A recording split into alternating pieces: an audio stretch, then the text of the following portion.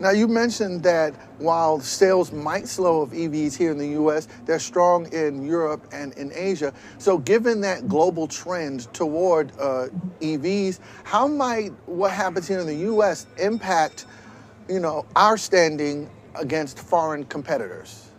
Yeah, I mean, I think that's a really important point because we think about the foreign competitors, particularly the Chinese automakers who have never necessarily challenged significantly in the US for this market, despite rumors for decades now.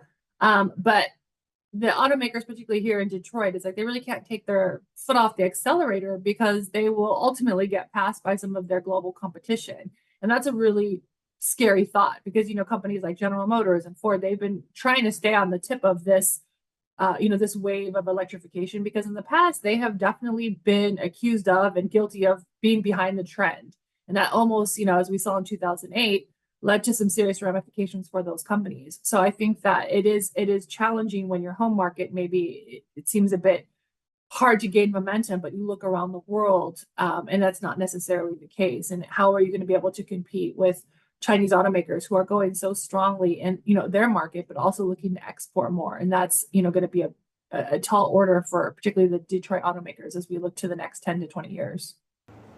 And so, sticking with this theme of competition, I'm wondering if we see this pullback in infrastructure and possibly this pullback in this federal tax credit, and then you put on top of that this tariff situation, how does that impact this whole supply and demand thing? Or will it at all, since so many foreign automakers already assemble their cars here in the US? It definitely, I think, gets a bit tricky just because how far do the tariffs go? If they start to go to parts, I mean, that's a different story than if it is final assembly of where the vehicle is manufactured. If that is the case, then maybe the risks are not as bad because, as you pointed out, a lot of the foreign automakers do already assemble the vehicles here. But I think what probably is more daunting is the thought that all the parts coming in from different parts of the world, Mexico, Taiwan, Asia, all of those will be tariffed because that, I mean, not only is that a logistical nightmare because you're talking about so many parts coming from so many different places, and a lot of times parts are made in different parts of the world. So how does that all work together?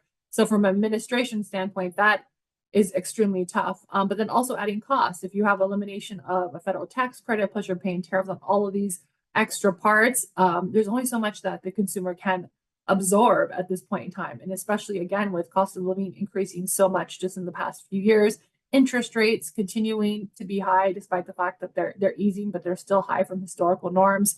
It really makes a situation where it's tough for consumers to support this new technology, even though if all parts are taxed, then all the vehicle prices will go up. So that can really change things.